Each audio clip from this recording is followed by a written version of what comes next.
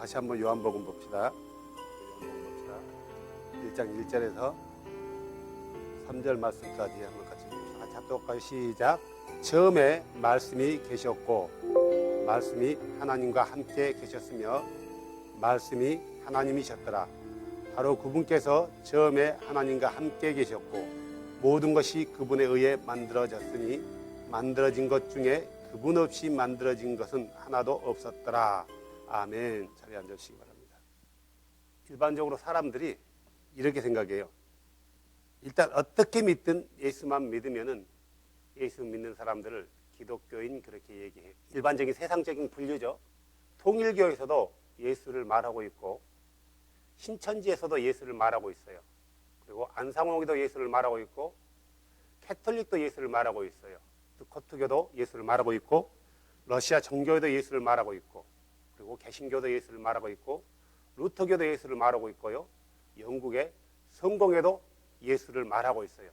그러면은 예수를 말한다는 거 예수를 믿고 있는 거예요. 어떤 형태로든 간에 자기들이 생각하고 있는 관점에서 예수를 믿고 있어요. 이 예수를 믿는 그런 종교 단체를 기독교라고 불러요. 정말 예수만 믿으면 기독교인가 이거죠. 많은 사람들이 착각을 한 게 뭐냐면은 이 모든 것을 기독교라고 부른다는 거죠. 심지어 교회 다니는 사람들도 그렇게 얘기하는 거예요. 기독교라는 것은 하나의 종교를 얘기하는 거예요. 어느 교단을 얘기하는 게 아니라 우리가 분명히 알아야 될 것은 캐톨릭과 기독교는 다르다. 신천지와 기독교는 다르다. 정교회와 기독교는 다르다. 개신교와 기독교는 다르다라는 거예요. 이 기독교라는 말은 순수한 한문이에요. 이것을 영어로는 크리스찬 그러고요. 순수한 한국말로는 그리스도인이라고 얘기하는 거죠. 예수를 믿는 사람들 이렇게 얘기하는 거죠. 그래서 히브리어로는 메시아임 그러죠. 요즘 들어서는 이 메시아닉이라고 하는데 메시아닉의 한국 순수한 말로는 그리스도인이라는 뜻이 되겠죠. 크리스찬이란 뭘 말하는 걸까? 크리스찬이라는 것은 다른 게 없어요.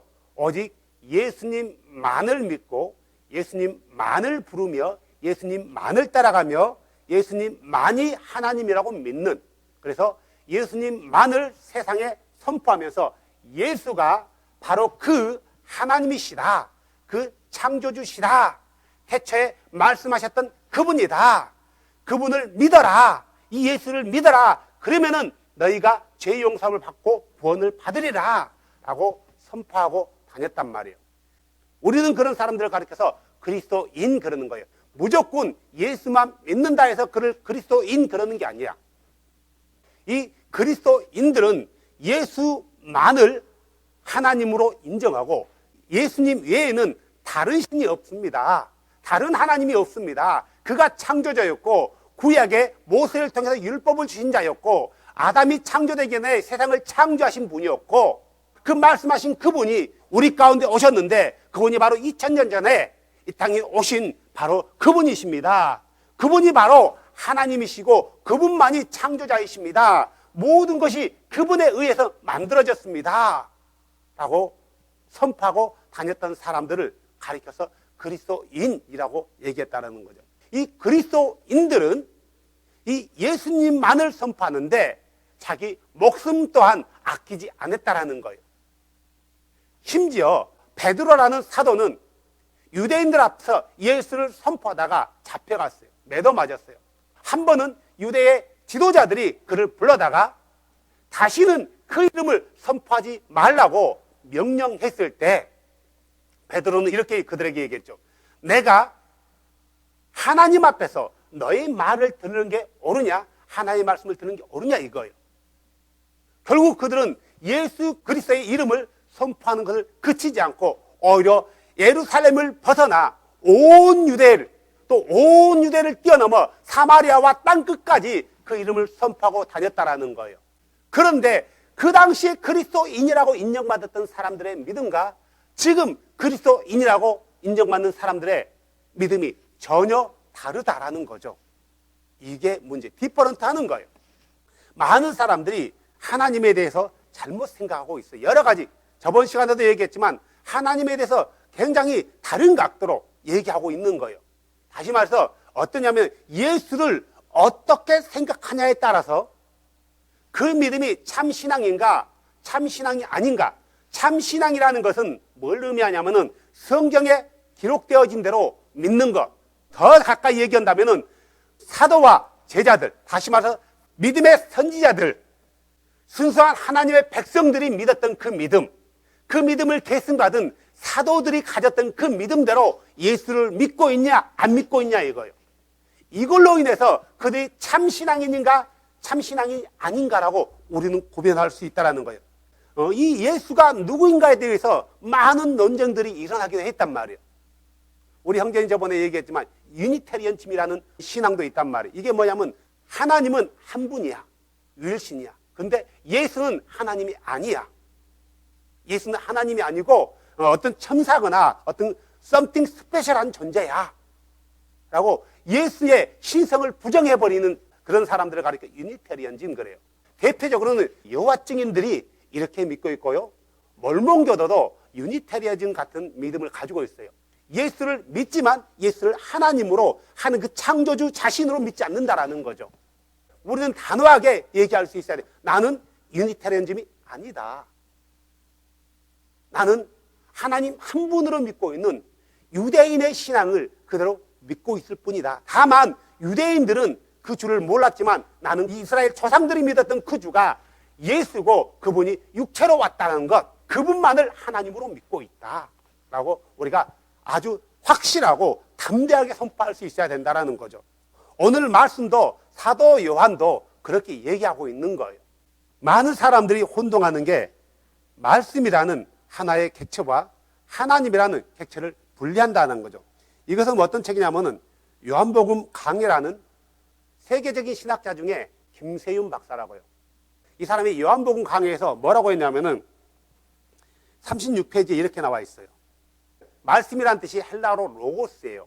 36페이지에 구약의 말씀 및 지혜 신학 그리고 헬라의 로고스 사상이 공의 배경으로 함. 이게 무슨 말이냐면은 요한복음이 헬라 사상과 유대 사상이 짬뽕되어 있다 이 말이에요. 이 사람 말은 이건 틀린 말이죠. 요한복음의 머리말에 나타난 로고스 사상을 얼핏 보면 헬라 사람들의 관점에서는 자신들에게 익숙한 헬라 철학의 로고스를 말한 것 같은데 실제로 한꺼풀 벗겨보면 구약과 유대적 개념이다. 사도 요한이 말하고 있는 로고스는 헬라 철학에서 말하는 게 아니라 유대인의 관점에서 말씀에 대한 것을 얘기하고 있다 이 말이에요. 즉 구약에서 보이는 하나님의 말씀과 하나님의 지혜 사상을 나타내는 말이라. 창세기 1장 1절은 하나님이 태초에 말씀으로 하늘과 땅을 지으셨다고 천명한다. 하나님의 말씀은 하나님의 창조 수단이다 이거예요. 정확히 얘기했어요. 나중에 이제 또 엉뚱한 소리 하지만 이 로고스는 하나님의 창조 수단이래요. 그러면은 로고스를 하나의 인격체로 우리가 믿는다면은 이 사람 말대로 온다면은 이 로고스가 우리는 예수라고 믿고 있는데 예수는 하나의 창조 수단인 거예요. 또한 하나님의 말씀은 하나님의 계시의 수단이다. 왜 그래요? 보이지 아니하시기 때문에 그는 말씀을 통해서 자신을 나타낸단 말이에요. 표현한단 말이에요. 이 말이죠. 하나님의 말씀은 모세의 율법으로 잘 표현되었다. 하나님의 말씀인 율법을 잘 연구하고 그 뜻을 터득해서 그 뜻에 맞게 살아가면 구원을 얻는다. 따라서 하나님의 말씀은 구원의 수단이다. 구약적 의미로 하나님의 말씀은 창조와 계시와 구원의 수단이다. 그러면서 이 다음 장에서는 뭐라고 얘기하냐면은 유대 신학은 하나님의 말씀과 지혜를 실체화해서 인격화한다. 다시 말해 의인화한다 이 말이에요. 그러니까 이게 실제 인격이라서 인격이 아니라 그것을 인격화시킨다라는 거죠. 하나님의 말씀은 남성이기 때문에 하나님의 아들이라. 지혜는 여성 명사이기 때문에 하나님의 딸이라. 이렇게 한대요. 이것을 유대 신학의 그림으로 표현한 것이다. 하면서 점점 엉뚱한 사람에서 말씀과 하나님을 분리해버려요. 이 사람도. 이 김세윤이라는 이 그 신학자도 말씀은 하나님의 표현 수단이다, 계시의 수단이다라고 얘기했단 말이에요. 보이지 아니하는 하나님의 수단이라고 얘기하고 있는 거예요. 그러면은 우리가 지금까지 세 차례 걸쳐 가지고 요한복음 1장 1절에서 5절 말씀과 계속 얘기하고 있지만, 처음에 말씀이 계셨고, 이 말은 처음에 하나님의 말씀이 계셨고 해도 틀린 말은 아니겠죠. 여기서 헬라어로 보면은 계셨고라는 단어가 에임이라는 단어예요. 에임이라는 단어는 어떤 단어냐 의미하면은 나는 선한 목자라, 나는 생명의 떡이다 할 때 에이고 에임이 생명의 떡, 에이고 에임이 선한 목자, 에이고 에임이 멋멋.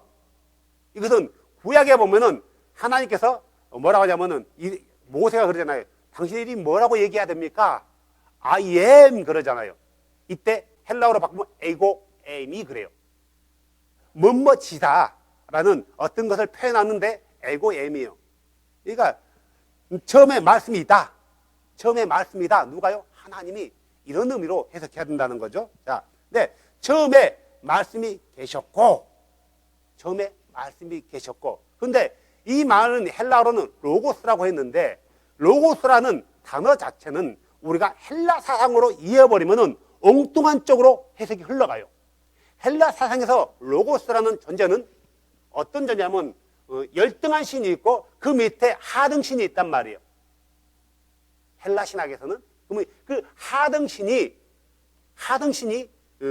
열등한 신을 경배하고 공경하고 기도하는 거죠. 근데 사람들이 이 로고스를 헬라적 관점에서 이해하면서 이 로고스가 하등 신이 성육신 했다라고 얘기해 버리는 거죠. 요한은 이것을 하등신, 상등신을 말하고자 한 게 아니라 태초에 말씀하신 그 하나님이 있었다. 그는 보이지 아니하신 하나님이다. 그는 말씀으로 세상을 창조했다라고 얘기하는 거죠. 그래서 그 말씀하신 그분이 바로 하나님 자신이다. 자신이다. 이것은 헬라 사람들에게, 헬라 철학을 가진 사람들에게 그들의 로고스가 너희들이 말하는 로고스가 틀렸다라는 것을 말하고자 했던 게 아니라는 거죠. 전혀 그것과 상관없는데 사람들은 얼뜻 보면은 요한복음에 헬라 사상이 많이 깃들어 있다고 보는 거예요. 헬라적 표현을 통해서 하나님을 설명하려고 했다라는 거죠. 요한은 그러지 않아요. 요한은 헬라적 철학 자체를 뭐예요? 그는 극진히 싫어한단 말이에요. 헬라의 철학을 우리는 영지주의라 하잖아요. 얼마나 영지주의에서 비판하는데 그 비판하는 그 수단을 통해서 하나님을 설명하려고 한다고요? 사도 요한이 자기가 쓰레기라고 여기는 헬라 철학을 이용해서 하나님을 설명하려고 하지 않는다라는 거예요. 그런데 우리는 이 로고스라는 단어 자체가 헬라에서 유래됐기 때문에 로고스를 헬라적 개념으로 이해하면서 하나님을 설명을 하다 보니까 어떻게 되는 거예요? 헬라적 개념에서 로고스는 열등신이 있고 상등신이 있고 하등신이 있단 말이에요. 그런 개념으로 이해해 나가는 거예요. 전혀 성경에서는 그런 것을 말하지 않는다. 처음에 말씀이 계셨고 이 말씀이 하나님께 속해 있었고 이 말씀은 곧 하나님 자신이었더라. 이렇게 봐야 되는 거예요. 그런데 우리가 헬라적 개념으로 이해한다면 이렇게 이해되는 거예요. 처음에 말씀이라는 그분이 아버지 하나님과 함께 있었다. 근데 그 말씀은 곧 아들 하나님이시다. 이렇게 한다면은 지금까지 우리가 믿었던 교리와 정확히 부합하는 거예요. 근데 요한은 그렇게 말하지 않아요. 보이지 아니하신 그 하나님이 태초에 말씀하셨는데 그 말씀하시는 그 하나님이 바로 하나님 자신이다 이거예요. 결국 말해서 보이지 아니하시는 그 하나님의 표현 방법은 그 수단은 바로 말씀이다. 사도 요한은 바로 이것을 얘기하고자 지금 요한복음 1장 1절을 얘기하고 있는 거예요.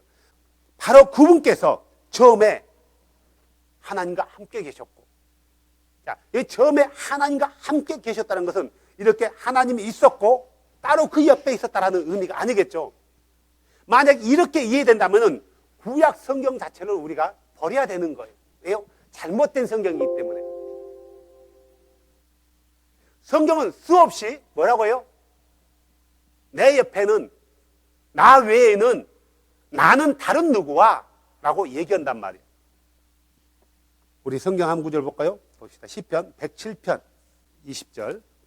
자신의 말씀을 보내어 그들을 고치시며 멸망들에서 그들을 건지셨도다 라고 얘기해요. 자신의 말씀을 보내요 라고 얘기하는 거죠. 그러면 여기서 말씀이 히브리어는 다바르지만 헬라어로 번역하면 로고스예요. 그러면은 여기서 보냈다는, 말씀을 보냈다는 것은 하나님이 다른 존재를 보냈다는 건가? 하나님께서 말씀을 선언했다는 건가? 이거죠. 하나님이 말씀으로 선언했다라는 것을 말하고자 하는 거겠죠. 다른 어떤 존재를 하나님이 야, 말씀아 네가 가서 고쳐라 이렇게 하지 않았다는 거죠. 또 하나 더 볼까요? 이사야 55편 11절.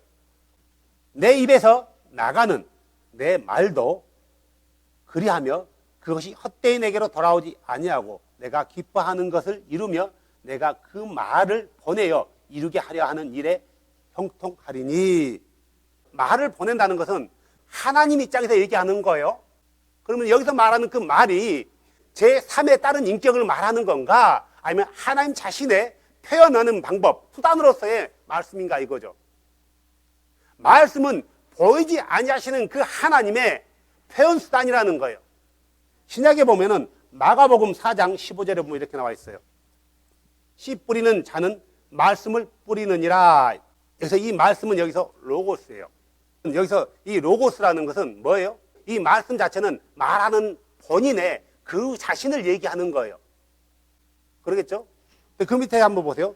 길가에 있다는 것은 그것들은 이것이니 곧 말씀이 뿌려져 있을 때, 여기서 말하는 말씀은 말씀하시는 그분의 자신을 얘기하는 것이 다른 인격체로 본다면은 큰 오해겠죠. 하나님의 지혜면은 하나님 자신을 얘기하는 거지, 하나님의 또 다른 인격체를 가진 지혜, 김세현이란 박사가 얘기했던 것처럼 지혜는 여성 명사이기 때문에 하나님의 딸이다. 전도에서 얘기한 적은 있어요. 하지만 그것은 딸이기 때문에 딸이라는 게 아니라 그렇게 표현하는 거죠.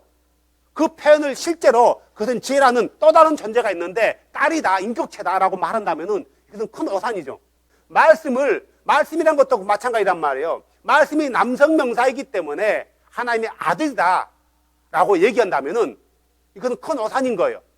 또 여기 계속해서 나와요. 계속해서 나오는 게 말씀을 나와요. 다 로고스예요. 그러면 이 로고스를 하나의 인격체로 봐야 되냐? 말씀하는 자의 그분의 표현하는 방법인가? 여기서 말씀을 하는 자는 하나님이고 여기서 말씀은 선포되어진 말씀인 거예요. 이 선포되어진 말씀을 잘 듣는 자, 그대로 순종하는 자, 잘 믿고 따라오는 자를 가리켜서 그가 옥토밭에 뿌리를 내리는 자라고 얘기한단 말이에요. 이 말씀 로고스 자체를 우리가 요한복음에서 이해하는 것처럼 이해해야 되는 거고, 만약 그렇다면은, 하지만 이 로고스 자체를 원래 본질 그대로 이해한다면은 이 로고스는 표현 방법이고 안에 말씀하는 주체의 자신이라는 거죠. 우리가 이런 것들 또한 또 볼까요? 사도행전 4장 4절에 보면 이런 구절이 있어요. 그럼에도 불구하고 그 말씀을 들은 사람들 중에 많은 이가 믿었고 남자의 수가 5천쯤 되었더라. 여기서 그 말씀하면은 헬라어로 보면 로고스라고 나와 있어요. 헬라어 사전 보면 수없이 로고스라는 단어가 사용되어 있단 말이에요. 그러면은 이 로고스라는 말 자체를 다르게 해석하면 안 되는 거예요. 그냥 동일하게 일관성 있게 해석하면 되는 거예요. 그럼에도 불구하고 그 말씀을 들은 사람들 하면은 여기서 그 말씀은 누구예요? 그 베드로의 말인데 베드로와 이 말씀이 다른 존재인가?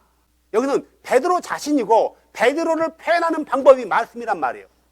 말씀과 말씀하는 주체를 따로 분리하면 안 된다라는 거예요. 그 자신이에요. 그 자신. 이런 구절들이 성경이 수없이 많다라는 거예요. 사람들이 어떤 성경에 있는 것들을 보고 이해하려고 하는 게 아니라 누구로부터 들었던 것을 가지고 이해하려고 하다 보니까 그렇게 보여지는 거예요. 하지만 성경을 놓고 본다면 그렇게 안 보여지는 거예요. 그렇다면 처음에 말씀이 계셨고 라고 한다면 그 말씀은 말씀하신 그 하나님 자신을 얘기하는 거지, 하나님 자신과 말씀을 따로 놓고 본다라면 우리는 두 하나님을 갖게 되는 거예요. 오직 우리에게는 한 아버지만 계시고 한 하나님만 계시는 거예요. 한 아버지라고 부르는 그분이 누구라고요? 하나님이시다.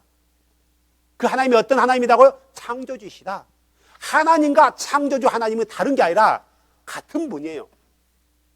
우리가 여기서 계속 보는 게 뭐냐면은 곧 요한이 말하고자 하는 건 말씀이 누구였다고요? 창조주 자신이었더라 이 말이에요. 창조주 자신이었더라. 많은 사람들이 이렇게 또 믿더라고요.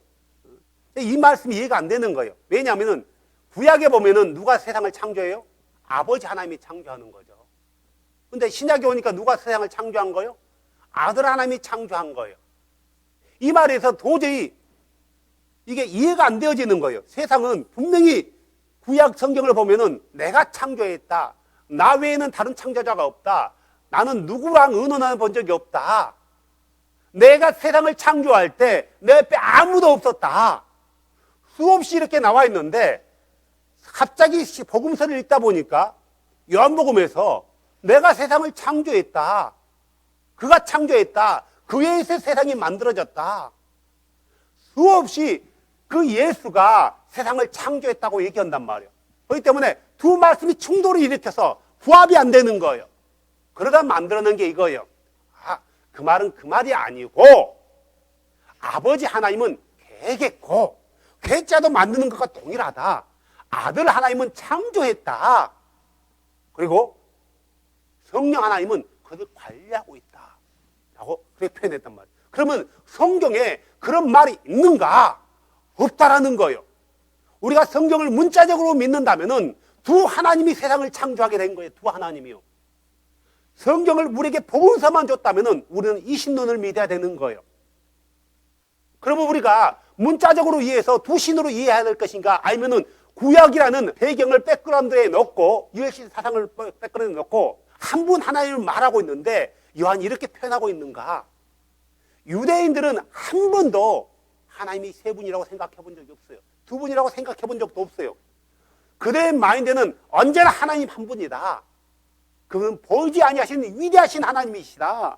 전능하신 하나님이시다. 라고 믿었단 말이에요. 그런데 그 하나님이 어떻게 죄 많은 인간의 모습으로 피조물의 모습으로 나타날 수 있냐라는 거죠.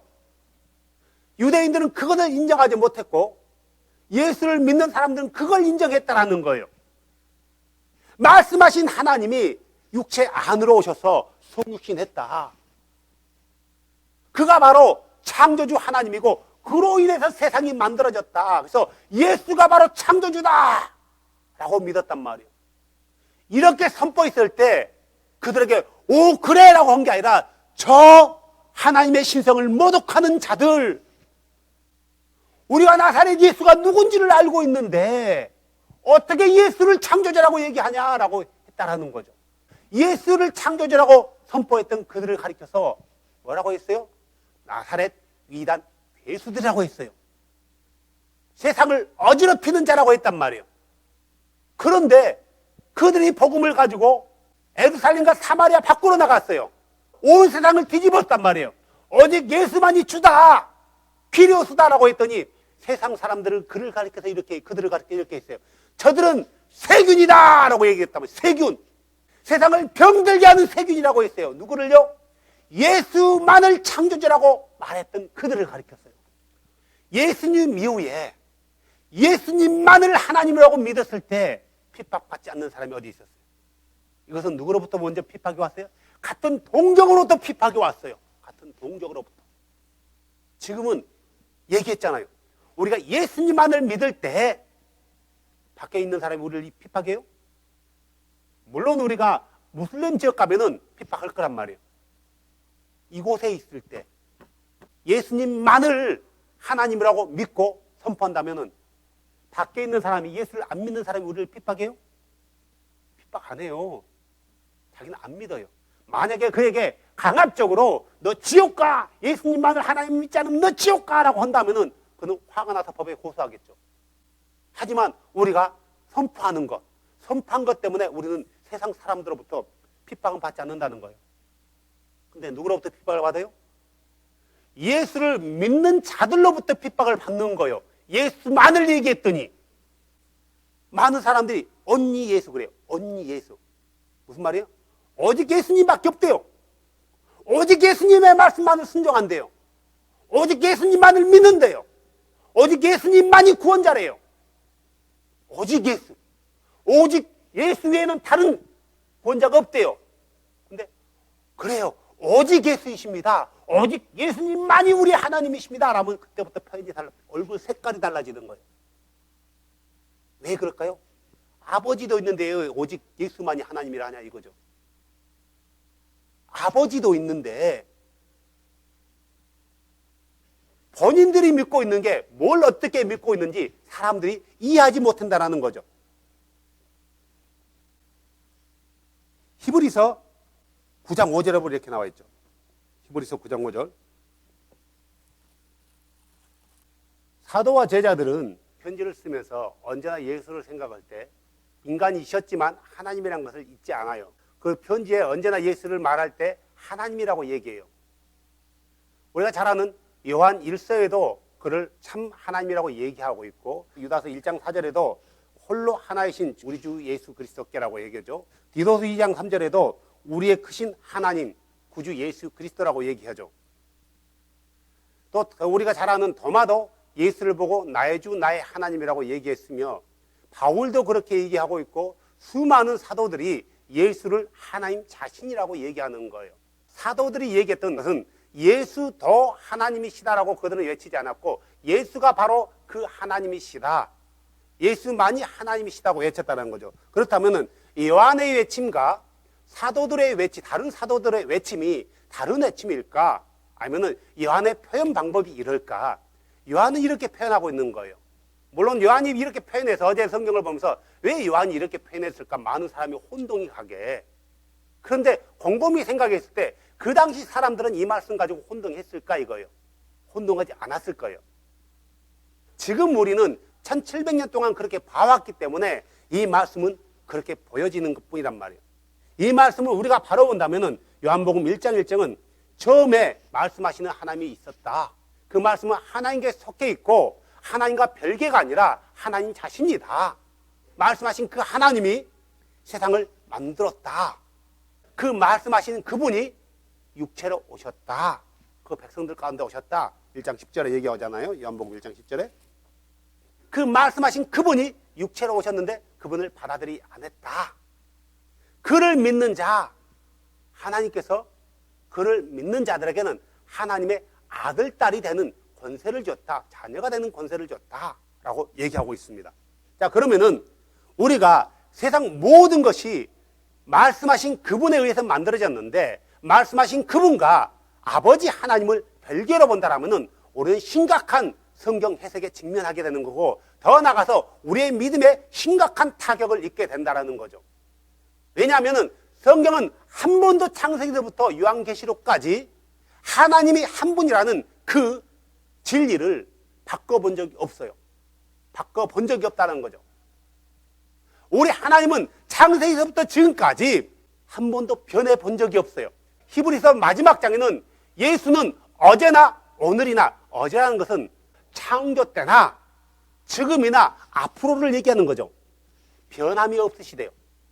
그렇기 때문에 우리 예수님만을 하나님이라고 선포하는 것은 당연한 거고 그렇게 믿어야 된다라는 거죠. 모든 것이 그분에 의해 만들어졌으니 자 그러면은 이 세상에 그분에 의해서 만들어졌는데 그 이 만들어진 이분이 누구다고요? 창조주다. 요한은 이것을 강력하게 선포하고 있는 거예요. 강력하게요. 이사야서 40편 볼까요? 14절이요. 그분께서 여기서 말하는 그분은 우리가 이분을 가리켜서 여호와라고나 했죠. 개역개정대로 읽으면 이렇게 돼요. 여호와께서 이 말이에요. 그분께서 누구와 의논했으며 누가 그분께 교훈을 주고 판단의 공의의 길로 그분을 가르쳤으며 그분께 지식을 가르치고 명철의 길을 그분께 보여주었느냐. 그분이 누가 의논했어요? 하나님이 창조할 때 창조자 옆에 다른 하나님이 있었다면 의논했겠어요? 안 했겠어요? 의논한 거예요. 있었다면. 왜요? 혼자 독단적으로 못 온단 말이에요. 영광과 능력과 권능에 동도하기 때문에. 그런데 여기서는 누가 나와 의논했냐 이거예요. 언제요? 세상을 창조할 때. 세상을 창조할 때 그 옆에 다른 신이 없었다라는 거예요. 다른 신이 없었다라는 거죠.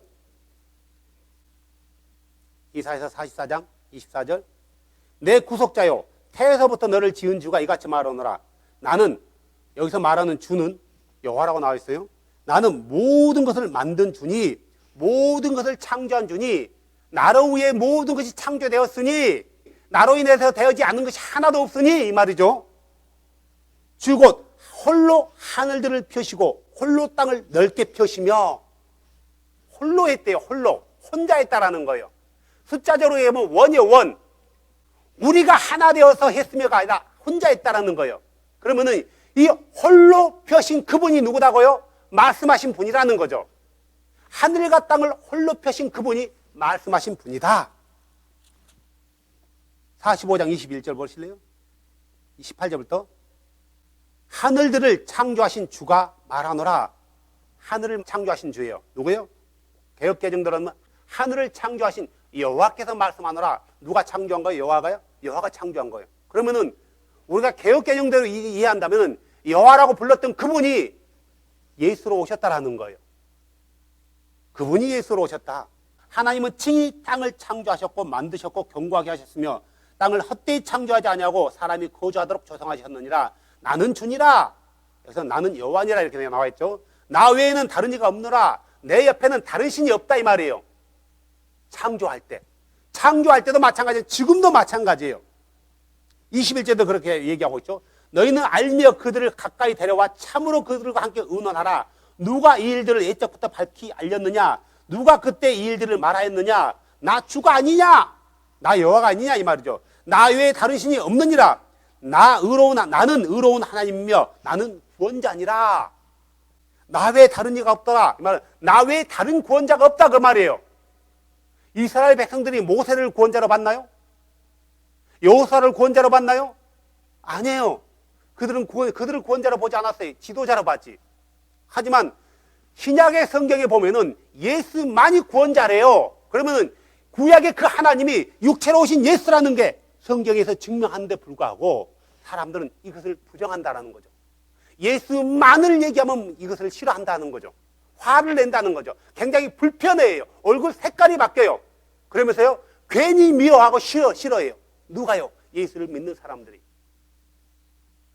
성경에는 수없이 얘기하고 있어요. 수없이. 빌립보서 2장 볼까요? 5절부터 봅시다. 너희 안에 이 생각을 품으라. 그것은 메시아 예수 안에 있는 생각이라. 그분은 하나님의 형체이시다. 하나님 자신이다 이거예요. 하나님과 동등함으로 강탈로 여기지 않고 스스로 무명한 자가 되어 말은 하나님으로서 이 땅에 내려와서 피조물이 된 게 아니라 하나님 자신으로 오지 않았대요. 인간으로 왔대요. 자기 위에 종의 형체를 취하셨으므로 인간의 형체를 취했다는 거죠. 사람의 모습이 되었다 이거예요. 사람의 모양으로 나타나 자기를 낮추시고 죽기까지 순종하셨으니 누가요? 인간이 육체로 오신 그분이요. 곧 십자가의 죽음을 하고 그러므로 하나님께서 그분을 높이 올리시어 모든 이름 위에 있는 이름을 그분에게 주사 하늘에 있는 것들과 땅에 있는 것들과 땅 아래에 있는 것들이 모든 무릎이 누구 이름 앞에요? 예수 이름 앞에 굴복하게 하시고 이사야서 45장에는 여호와 앞에 모든 혀와 모든 무릎이 굴복하고 맹세한다 했는데 그러면 사람들이 두 신 앞에 무릎 꿇고 굴복하냐 아니면 그 한 신 앞에 무릎 꿇고 굴복하냐 이거예요. 오직 홀로 하나이신 예수 앞에 무릎 꿇고 굴복하는 거예요. 그래서 예수만이 하나님이라는 거죠. 그 예수는 태초에 말씀하신 하나님인 거예요. 말씀하신 하나님. 다시 요한복음으로 넘어가세요. 우리가 예수를 하나님으로 믿는다면은 예수 더 하나님으로 믿어서 안 되고 예수만을 하나님으로 믿어야 된다는 거죠. 예수 외에는 다른 신들이 없다. 다른 신들은 그들은 신이 아니라 사람들이 신처럼 여기며 우리 하나님처럼 여겼다라는 거. 우리 세상에서 신이라고 여기는 모든 것은 잘못된 영이고 에러 영들인 거예요. 사람들이 만들어낸 거고 신이 아닌 것들을 신으로 여겼던 것뿐이란 말이에요. 세상에는 신이 한 분밖에 없어요. 한 분밖에 없다. 이게 바로 유일신이에요. 유일신. 우리가 예수 외에 다른 하나님이 있다고 믿는다면 이것은 유일신이 아닌 거예요. 신이 세 분이 있다. 아버지 하나님과 아들 하나님과 성령 하나님이 따로 있다 할지라도 이건 유일신이 되지 않는 거예요. 왜요? 태초에는 숫자적으로 한 분만이 계셨대요. 한 분만이. 그러면 그 한 분이 누구냐? 바로 예수다 이거예요. 육체로 왔기 때문에 사람들에게는 그 예수가 뭐가 되는 거예요? 걸림돌이 되어지는 거예요. 이사야서 말씀 한 구절만 더 볼까요? 8장 3절 만군의 주, 만군의 여호와가 그들을 거룩히 구별하며 그를 너희의 두려움으로 삼고, 누구를 너희의 두려움으로 삼으래요? 만군의 주를요, 만군의 여호와를 너희의 무서움으로 삼으라. 누구를 무서움으로 삼으라는 거예요? 만군의 아도나이 여호와를요. 개역개 정도로 얘기한다면요, 그가 성소가 될 것이나. 어떻게 만군의 여호와가 성소가 돼요? 이 말은 무슨 말인가요? 그가 육체로 온다라는 거예요. 예수님도 예루살렘 성전을 자기 육체로 표현했어요. 너희가 이 성전을 헐라 내가 살 안에 세우리라. 요한은 뭐래요? 이는 자신의 육체를 가리켜 말씀하신 것이라 이래요. 자, 그가 성소가 될 것이나 이스라엘 두 집에는 뭐가 된대요? 걸림돌과 실족하는 반석이 되며 예루살렘 거주민들에게는 뭐가 된대요? 함정과 얼무가 되리니. 무슨 말이에요? 왜 그들이 믿었던 그 하나님이 그들에게 얼무가 되고 함정이 되냐 이거예요. 왜요? 그가 성소가 되었기 때문에요. 다시 말해서 그가 육체 안으로 오셨기 때문에 그들에게는 얼무가 되고 함정이 되는 거예요. 다시 말해서 무슨 말인가요? 세상의 빛 대신 그분이 세상 가운데 자기 백성에게 왔음에 자기 백성들이 그 빛 대신 그분을 영접하지 아니하였더라 이 말이에요. 그분이 성소가 되어서 육체 안으로 오셨는데 육체로 안으로 오신 그분을 그들의 백성들이 맞이하지 않았더라, 영접하지 아니하였더라 이 말이에요. 이사야서 28장 16절 한번 다시 볼까요? 그러므로 주 하나님이 여호와 하나님께서 이같이 말하노라. 보라, 내가 한 돌을 뭔데요? 어디에 둔대요? 시온의 기초로 두어 삼으리니 곧 단련한 돌이요 보배로운 모퉁이 돌이며 견고한 기초로다. 믿는 자는 다급하지 아니하리로다. 이 한 돌이 누구예요? 시온의 반석이라는 거예요.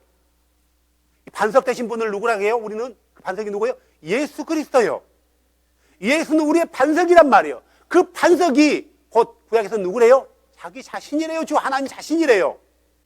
그런데 그 반석에 뭐가 된대요? 이스라엘 민족들이요? 얼무가 된대요. 걸림돌이 된대요. 함정이 된대요. 왜요? 그 일들이 실제로 됐어 안 됐어요? 이건 예언이에요. 우리 인간의 입장에서 미래에 있어질 일이란 말이에요. 600년, 700년 후에 그분이 성소가 되어 왔어요. 성소가 되어 왔단 말이에요. 모두가 그분에 의해 넘어졌어요. 걸려서 넘어졌어요. 함정이 됐어요. 얼무가 됐어요.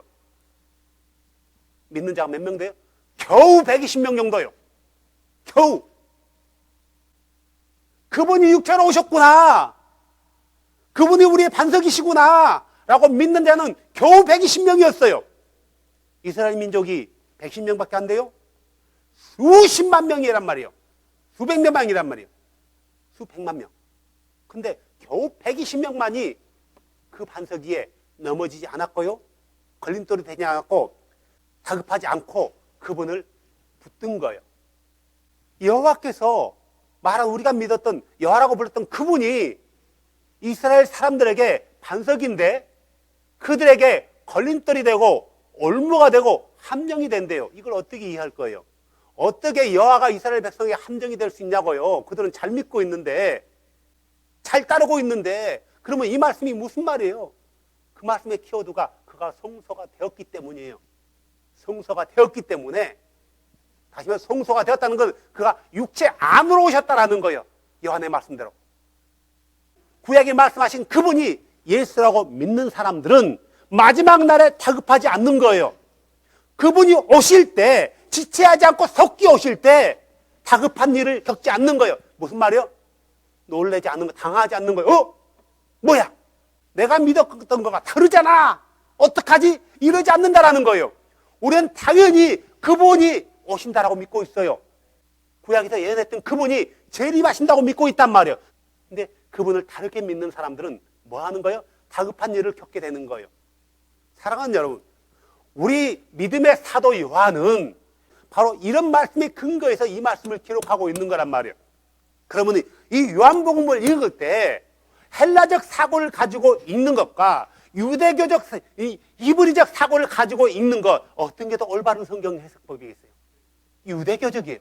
히브리적 사고 방법이에요. 그런데 우리는 이 말씀을 헬라적 사고방, 영지주의적 사고 방법으로 이해하려고 하는 거예요. 왜 영지주의를 비판했던 요한이 영지주의적 입장에서 이 말씀을 썼겠냐고요? 전혀 그러지 않았어요. 물론 이 단어는 헬라어지 어떤 철학적 개념에서 사도 요한은 이 말씀을 쓰지 않았다. 철학적 개념으로 이 말씀을 해석하고 이해하는 것은 지극히 잘못된 것이다. 사도 요한이 반대하는 이 영지주의는 지금 이 세상에 아주 편만해져 있단 말이에요. 퍼져 있어요. 종교적으로 퍼져 있고 어떤 철학적으로 퍼져 있고, 그래서 이게 성경과 아주 잘 믹서되어 있어 모르는 거예요. 하지만 이것은 진리로 갖다 놓으면 이게 바로 검정색으로 보이는 거예요. 검정색으로 갖다 놓으면 흰색으로 보이는 거예요. 회색 가운데 있는 거예요. 우리의 신앙은 회색이 아니라 흰색. 전혀 섞이지 아니하는 순수한 믿음.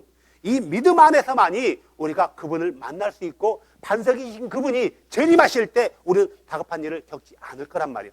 우리가 말씀하신 그분이 다른 하나님이 아니라 창조 때 세상에 빛차 존재하라고 말씀하셨던 그분이라는 사실을 잃어버리면 안 되고, 그분은 오직 하늘과 땅 사이에 보이는 세계와 보이지 아니하는 세계 가운데 오직 홀로 한 분이신 그 하나님이라는 사실을 우리가 믿지 않는다라면은 그분이 이 땅 가운데 세상을 심판으로 재림하실 때 우리는 다급한 일을 겪게 될 거란 말이에요.